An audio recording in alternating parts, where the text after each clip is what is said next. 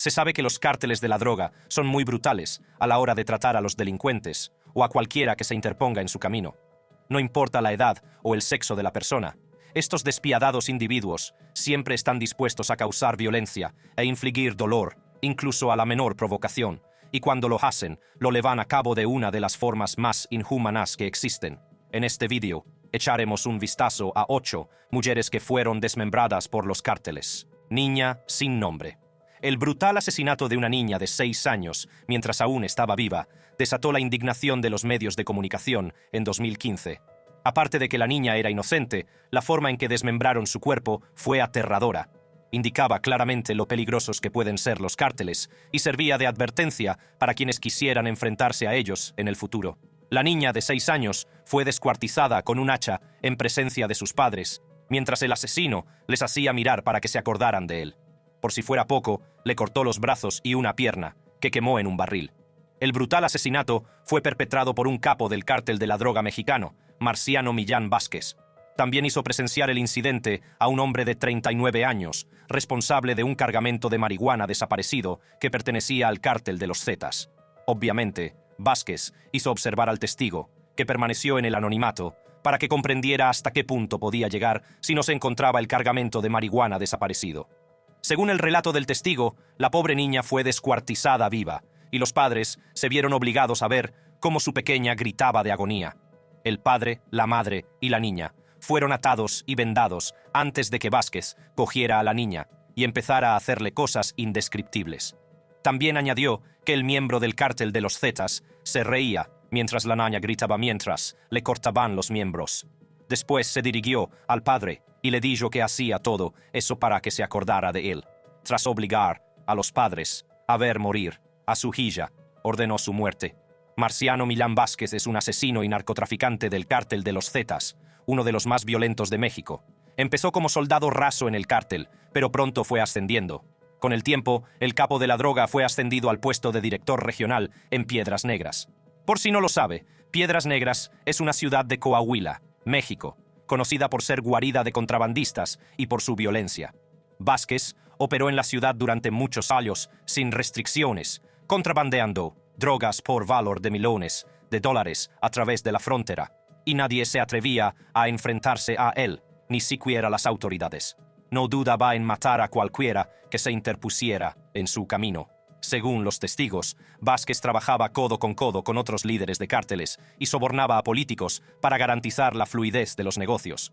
Vázquez era despiadado y no sentía ninguna emoción por la vida humana. En muchos casos, obligó a familiares a ver cómo asesinaban a sus seres queridos para poder infligirles el más cruel de los dolores. Este hombre de 34 años había estado implicado en asesinatos, violencia, tráfico de drogas y armas, trata de seres humanos, empleo de menores, en un delito de drogas. Casi todos los delitos violentos que se puedan imaginar. Según un testigo que fue miembro del cártel, Marciano Millán Vázquez estuvo implicado en una masacre en la que 300 personas fueron secuestradas en todo Coahuila y asesinadas. El testigo añadió que el cártel se deshacía de los cadáveres cocinándolos, disolviendo algunos en barriles de ácido o quemando el resto con gasóleo. Se cree que Vázquez es responsable del asesinato de al menos 29 personas entre enero de 2009 y julio de 2015. Todo gracias a su afiliación a los Zetas, una banda de narcotraficantes que operó en el norte de México entre 2009 y 2015. La banda de los Zetas pertenecía inicialmente al Cártel del Golfo, una mortífera y gran organización criminal fundada a mediados de la década de 1980. El Cártel del Golfo era famoso por su intimidación de la población y su violencia. En 1999, el Cártel del Golfo empezó a reclutar a militares que pertenecían a la Fuerza Especial del Ejército Mexicano. El propósito era destacar entre los cárteles rivales y mantener su supremacía como el cártel más poderoso de México.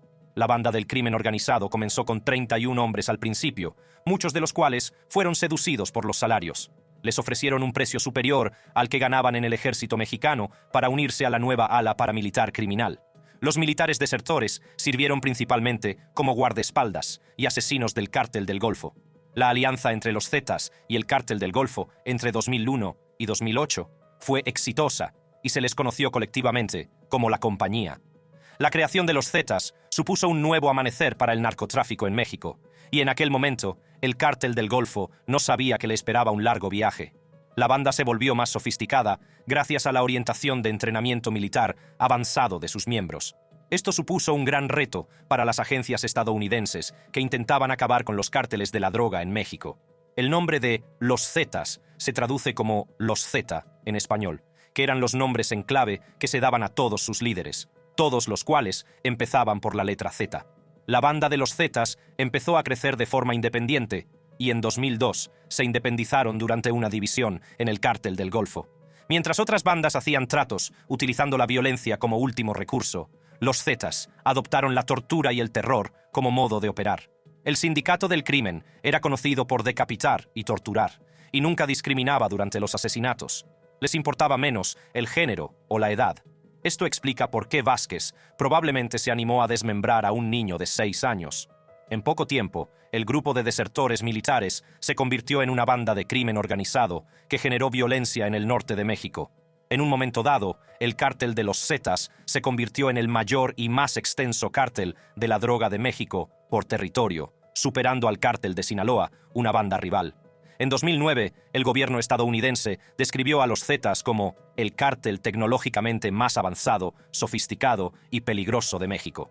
En 2010, los Zetas asesinaron en San Fernando a 72 inmigrantes ilegales que se negaron a trabajar para ellos.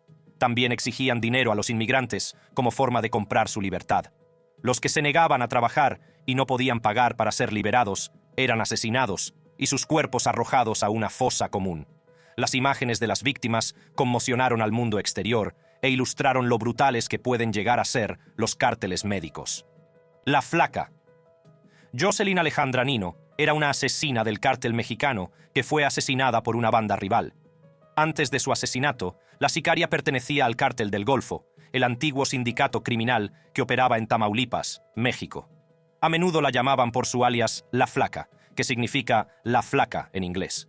La Flaca se convirtió en una sensación de Internet cuando un vídeo en el que aparecía sosteniendo un fusil de asalto M4, modificado con una sonrisa inocente en la cara, llegó a las redes sociales. La publicación identificó a la asesina como miembro de la rama del Cártel del Golfo, con base en Río Bravo, una ciudad de Tamaulipas. Apareció como una dama en su adolescencia tardía y a lo sumo, de unos 20 años. Resultaba bastante sorprendente que una dama tan joven pudiera tener un alto rango en el cártel. Sin embargo, se sospechaba que la filtración había sido obra de la banda de los Metros, una banda rival de los Ciclones, la facción a la que pertenecía la Flaca. El objetivo de la filtración era atraer a las autoridades para que detuvieran a sus rivales. Los sindicatos del crimen organizado de México de la época utilizaban este truco para atraer a las autoridades o a las bandas rivales hasta las puertas de sus rivales. El 13 de abril de 2015, apenas unos meses después de que el post se hiciera viral, la Flaca fue encontrada muerta al otro lado de la frontera mexicana en la parte trasera de un camión. Según las autoridades, su cuerpo fue desmembrado y metido en una nevera de cerveza. Junto a ella aparecieron otros 2 cadáveres, un hombre y una mujer, que también corrieron la misma suerte que el sicario. A la víctima masculina le cortaron la cabeza, mientras que la otra víctima femenina fue descuartizada. Se sospecha que las 2 víctimas, encontradas junto al cadáver de Nino, eran miembros de los Ciclones, la facción a la que pertenecía Nino. Se encontraron señales de tortura en los cuerpos de las víctimas. Se sospecha que los autores intentaron sonsacarles información sobre sus actividades delictivas antes de acabar con sus vidas. Los investigadores creen que la Flaca fue ejecutada con un disparo antes de que los autores procedieran a desmembrar su cuerpo. Identificar a la asesina no fue difícil para las autoridades, ya que descubrieron un antebrazo derecho con un tatuaje en el que se leía Nino en una de las neveras. Los autores añadieron un mensaje escrito cerca de los cadáveres, en el que amenazaban a otros, los Ciclones. Esto les pasará a todos los guarros que apoyan a los Ciclones. Seguid mandando a estos putos gilipollas, rezaba el mensaje. También criticaban a la banda por utilizar a mujeres como soldados rasos. Se cree que la Flaca fue asesinada por miembros de la banda de los Metros, ya que controlaban el territorio en el que estaba asentado Nino. Además, el grupo de Nino tenía la misión de impedir el dominio de la banda de los Metros en la zona. Al parecer, la banda publicó fotos del cuerpo descuartizado de Nino en Twitter, enviando indirectamente una advertencia a otros miembros de su banda. Sin embargo, según otras fuentes, Nino fue asesinado por una asesina del cártel conocida como la Gladys, del cártel de los Zetas, que se dio a la fuga tras aterrorizar a las comunidades del norte de México. La Flaca, al igual que otras jóvenes asesinas, se abrió camino a través del escalafón. En la mayoría de los casos, empiezan trabajando como vigías de bajo nivel o prostitutas. En algunos casos, algunas de estas mujeres nacieron en el seno de familias de cárteles o fueron reclutadas en las cárceles. A veces, las mujeres son atraídas al mundo de la violencia por el estilo de vida millonario de los miembros de las bandas de narcotraficantes. Tras años de lealtad al cártel, acaban ascendiendo a soldados rasos como Nino. Nino fue la tercera sicaria que se hizo llamar La Flaca. La primera fue Verónica Mireya Moreno, del cártel de los Zetas, que fue detenida en 2011 mientras conducía un coche robado. La segunda asesina, que se hizo llamar así, fue Nancy Manríquez Quintanar, que también fue detenida ese mismo año. El uso de mujeres como ejecutoras en el cártel se convirtió en una tendencia después de que descubrieran que las mujeres son agentes más eficaces que sus homólogos masculinos. Rara vez se sospecharía de una mujer en actividades relacionadas con el cártel. Como resultado, han podido ejecutar asesinatos y secuestros con éxito sin levantar sospechas. Mantienen un perfil bajo, haciéndose pasar por prostitutas para poder llevar a cabo algunos de los delitos más graves sin llamar la atención. En la actualidad, esta tendencia ha sido adoptada por casi todos los grandes cárteles de la droga de México. Todos los grandes sindicatos de la droga de México cuentan ahora con mujeres, a las que llaman Flaca, como parte de sus escuadrones de la muerte. Atrás quedaron los días en que el papel tradicional de la mujer en el narcotráfico era criar a los niños y blanquear dinero para los hombres. Ahora las mujeres ocupan puestos de liderazgo en los cárteles y ejecutan el tráfico de drogas y los asesinatos. En la mayoría de los casos, las mujeres suelen ser desplegadas en misiones que requieren infiltración sigilosa en lugar de fuerza bruta. Con su aspecto y complexión femeninos, se cuelan fácilmente entre las bandas rivales y, lo que es más importante, entre las autoridades. La guerra contra el narcotráfico en México, que comenzó en 2007, también aumentó el valor de las flacas. A menudo se las destinaba a misiones consideradas demasiado peligrosas para sus homólogos masculinos. Además de fingir ser chicas mexicanas, normales para llevar a cabo las misiones, las flacas a veces se someten a cirugías plásticas para poder atraer fácilmente la atención del sexo opuesto. Al parecer, el asesinato masivo de hombres también ha contribuido a la feminización de la guerra contra el narcotráfico. Muchas de estas jóvenes enviudan o se quedan sin oportunidades. Como resultado, se adentran en el mundo del crimen. En 2016, una asesina conocida como La Peque fue detenida tras afirmar que bebía la sangre de sus víctimas e incluso tenía intimidad con sus cadáveres. Actualmente, la integrante del cártel de Sinaloa cumple cadena perpetua en el penal de Baja California Sur. Sin embargo, cuando la tendencia se hizo más fuerte, empezaron a atacar a otras sicarias que pertenecían a cárteles rivales, del mismo modo que los miembros de los cárteles masculinos se atacan entre sí. Buscaban ser las más despiadadas entre su grupo de iguales. Esta era una forma de mostrar dominio dentro de su territorio. Ingrid Escamilla. En 2020, el despiadado asesinato y descuartizamiento de una joven de 25 años, identificada posteriormente como Ingrid Escamilla, atrajo la atención de los medios de comunicación, que pidieron un cambio en las leyes mexicanas después de que muchos medios publicaran en sus portadas imágenes sangrientas del cuerpo mutilado de la víctima. El 9 de febrero de 2020, los agentes del orden irrumpieron en el domicilio de Escamilla y se encontraron con su cuerpo sin vida, tendido en el suelo. También observaron que su cuerpo había sido desollado. Al examinar detenidamente el cuerpo desollado, observaron también que le faltaban algunos órganos. En ese momento, el asesinato era uno de los últimos de la serie de crímenes violentos contra el género femenino que se están produciendo en el país. En el lugar de los hechos, también apareció un hombre de 46 años, cubierto de manchas de sangre. El hombre fue considerado sospechoso por tener manchas de sangre por todas partes y fue detenido. En algunos vídeos y fotos filtrados que aparecieron después del incidente, el hombre de 46 años admitió haber matado a Escamilla apuñalándola y despellejándola para que no quedaran pruebas. Al ser interrogado más a fondo, reveló que ambos habían discutido por un asunto en el que Escamilla amenazó con matarlo.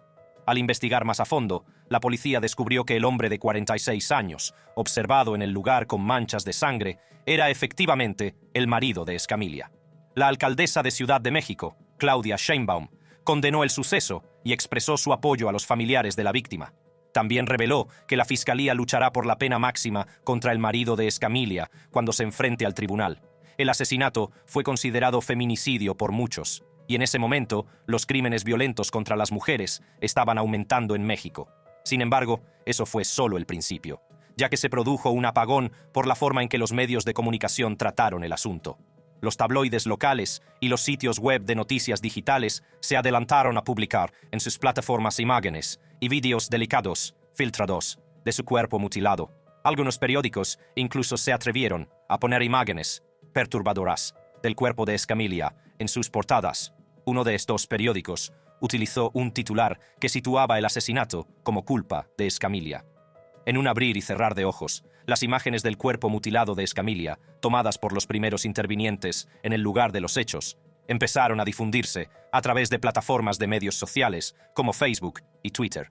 Como era de esperar, la forma en que los medios de comunicación trataron el incidente no sentó bien a mucha gente, especialmente a los activistas que habían estado luchando contra el aumento de los feminicidios en el país.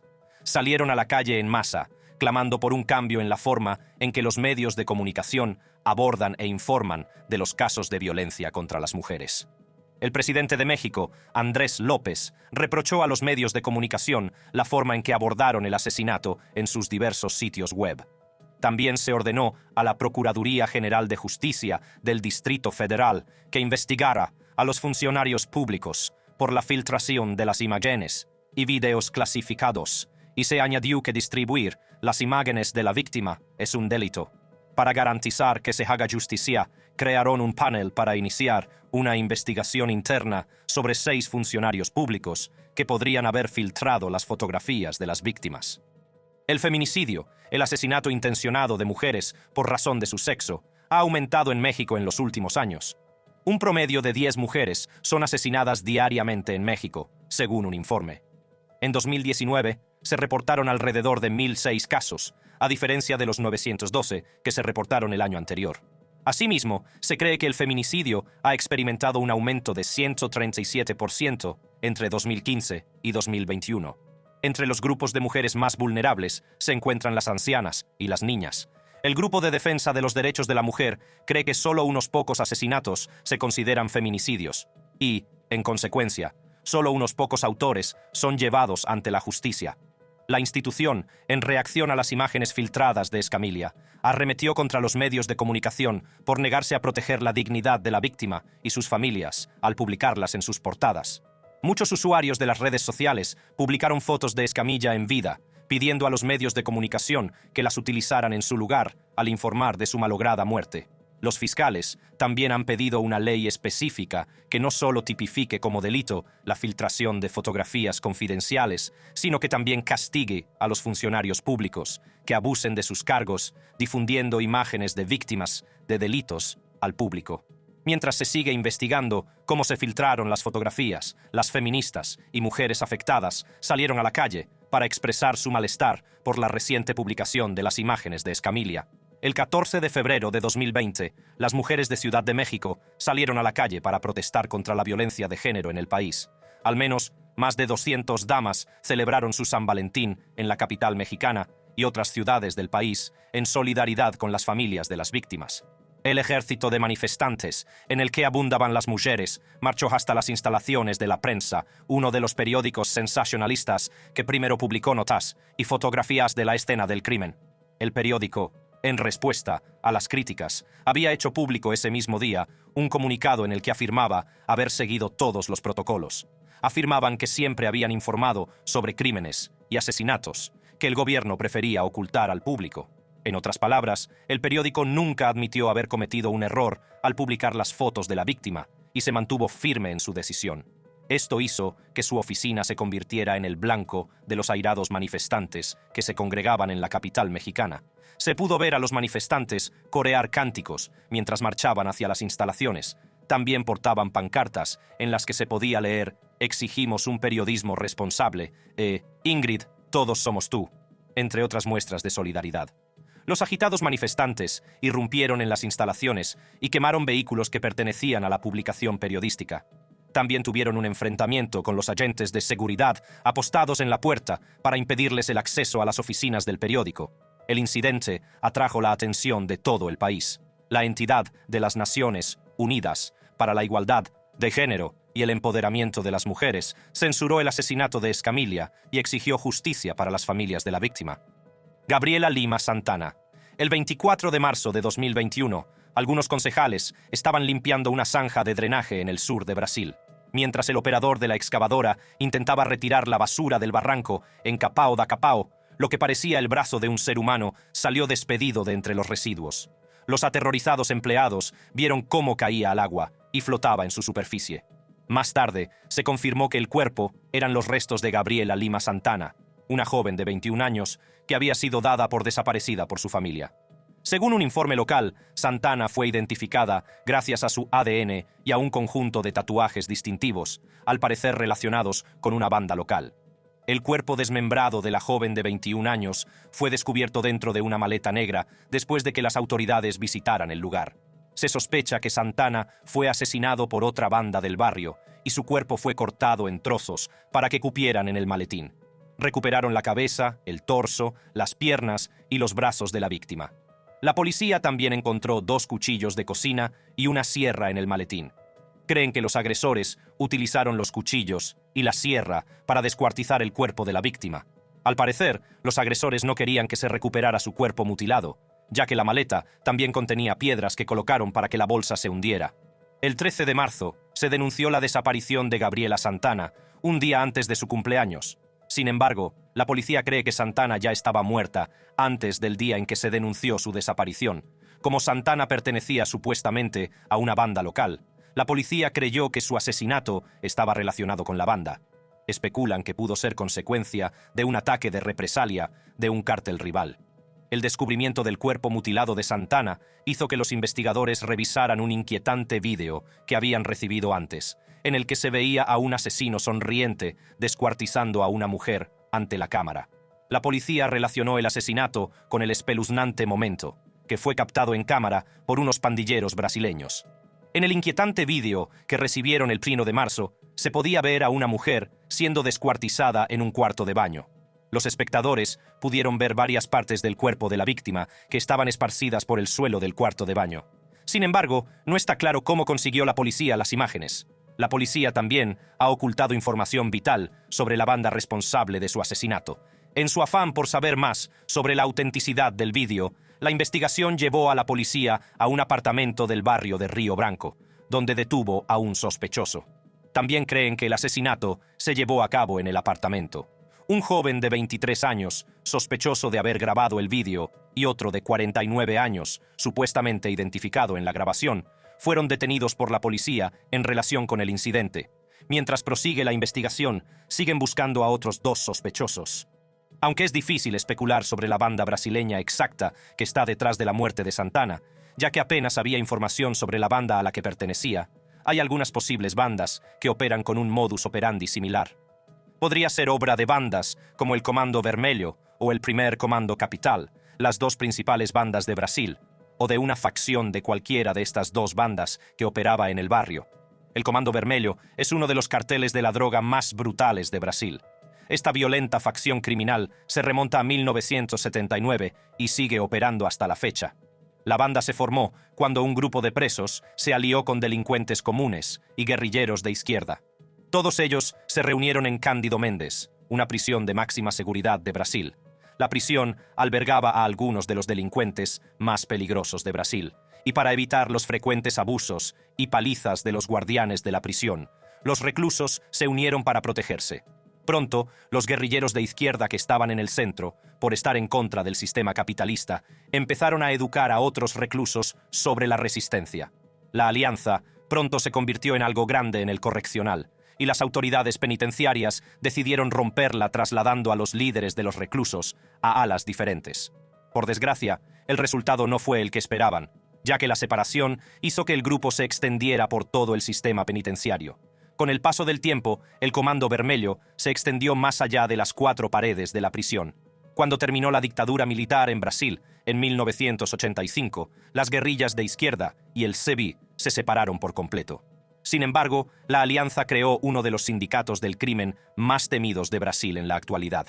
Apodada CEBI por las iniciales de la banda, La organización criminal está implicada en casi todas las actividades delictivas, principalmente el tráfico de drogas, el tráfico de armas, la usura, el chantaje de protección, el narcoterrorismo y las guerras territoriales. La organización delictiva también ha sido relacionada con el secuestro de algunos camiones blindados y el secuestro extorsivo. La banda cuenta actualmente con más de 30.000 miembros repartidos por todo el país. Otra posible banda criminal de Brasil que podría ser responsable del atentado contra Santana es el Primer Comando Capital, una banda que comparte una historia similar con el CV.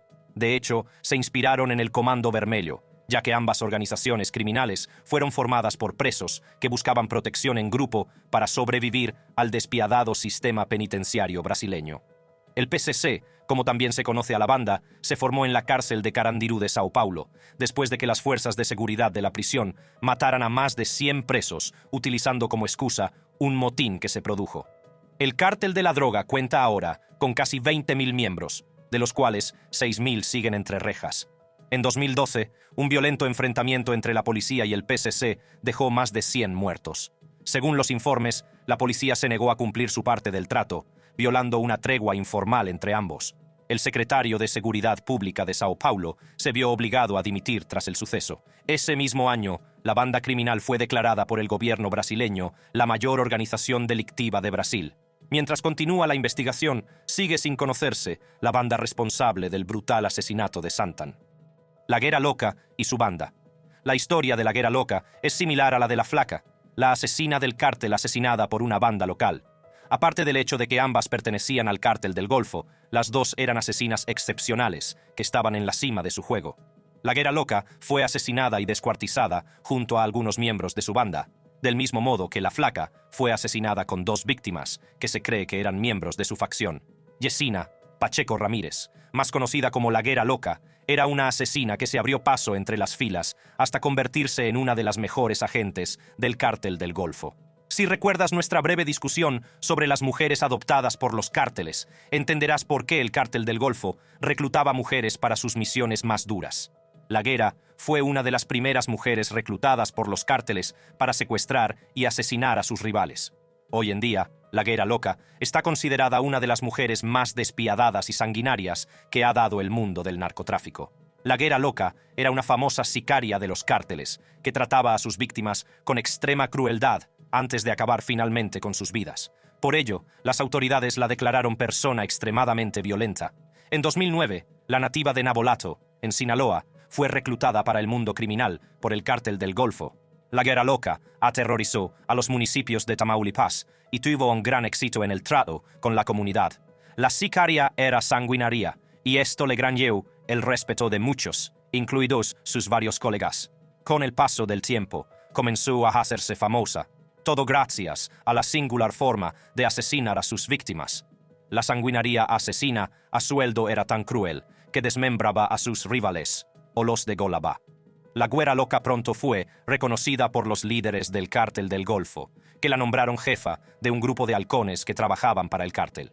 Los halcones se encargaban de espiar y vigilar al enemigo. Su facción del cártel del Golfo se llamaba Las Hienas. Esto convirtió a la asesina en una de las primeras mujeres en dirigir una organización criminal formada exclusivamente por mujeres. Sin embargo, sus días como espía pronto se detuvieron cuando se le encomendó una misión de mayor envergadura, o, tal vez, una de las mayores misiones del cártel. Al asumir el papel de líder, la Guerra Loca y su banda recibieron el encargo de asesinar a miembros del cártel de los Zetas, rival del cártel del Golfo. La Guerra Loca asumió su nuevo papel y empezó a eliminar a miembros del cártel de los Zetas. La Guerra Loca secuestraba y torturaba a cualquier hombre que perteneciera al cártel de los Zetas. La Guerra Loca y su equipo de mujeres torturaban a sus enemigos antes de asesinarlos, enviando así un mensaje a otros miembros del grupo rival. Quería infundirles miedo, y funcionó. Su impacto fue tal que los Zetas entraron en pánico entre ellos, ya que muchos de sus miembros habían encontrado una muerte prematura en sus manos. En un momento dado, la Guerra Loca se convirtió en la comidilla de la ciudad tras desmembrar a un miembro del cártel de los Zetas que operaba en Tamaulipas y después pelarle la cara con un cúter. Su falta de pasión por la vida humana y su crueldad le valieron un puesto en la lista de los más buscados del país. Sin embargo, el dominio de Yesenia en el mundo del crimen llegó a su fin apenas 5 años después de ser ascendida a jefa de una facción del Cártel del Golfo. En julio de 2014 se descubrió el cuerpo sin vida de la Guerra Loca y se le dio a probar de su propia medicina. Se cree que los Zetas habían montado un equipo que la localizó y la mató por el daño que hizo a los miembros de su banda. También había signos evidentes que demostraban que fue torturada antes de morir a manos de sus rivales. A Yesenia le cortaron la cabeza y descuartizaron su cuerpo en el ataque de represalia. Unos días antes de que se descubriera su cuerpo descuartizado, había sido secuestrada junto a 3 mujeres que pertenecían a su banda. Poco después del hallazgo de su cadáver, el Cártel de los Zetas filtró un vídeo en el que una mujer era eliminada junto a otras 3. En el vídeo aparecían la Guerra Loca y sus 3 pandilleras desaparecidas. Antes de que los encapuchados acabaran con sus vidas, la Guerra Loca y los miembros de su banda fueron sometidos a un interrogatorio. Durante el interrogatorio, dieron sus nombres y admitieron trabajar para el Cártel del Golfo. También les obligaron a describir sus funciones en la organización delictiva. Después, rajaron a la Guerra Loca con un machete, de la misma forma que ella hace con sus víctimas antes de desmembrarlas. A continuación, abandonaron los cadáveres en el lugar donde fueron recuperados por las autoridades. La rivalidad entre el Cártel del Golfo y los Zetas se remonta a su asociación a finales de los años 90, antes de separarse en 2010. El entonces presidente del Cártel del Golfo, Cárdenas, empezó a reclutar militares para reforzar aún más el cártel. Los militares mexicanos que aceptaron la oferta formaron la banda de los Zetas. Ambos cárteles eran uno solo hasta que los Zetas se hicieron demasiado poderosos y se independizaron. Cárdenas utilizó a los militares como guardaespaldas y su experiencia militar ayudó al Cártel del Golfo a mantener su supremacía. Esto explica por qué los Zetas son hoy militares entrenados y sofisticados. Sin embargo, los Zetas pronto empezaron a ampliar sus operaciones. Empezaron a cometer asesinatos, robos, extorsiones y secuestros, lo que iba en contra de las operaciones del Cártel del Golfo. Los Zetas respondieron que llevaban a cabo asesinatos santificados por el Cártel del Golfo. Cuando Cárdenas fue finalmente capturado y extraditado, los Zetas crecieron en su ausencia, superaron en número al Cártel del Golfo y finalmente siguieron su camino. En el proceso de llamar al orden a sus ejecutores, el Cártel del Golfo acabó instigando una guerra de cárteles. Los 2 cárteles han estado enfrentados desde entonces y la rivalidad sigue corriendo por sus venas. Si te ha gustado este vídeo sobre mujeres descuartizadas por los cárteles, seguro que te encantará el siguiente vídeo que aparece en tu pantalla ahora mismo.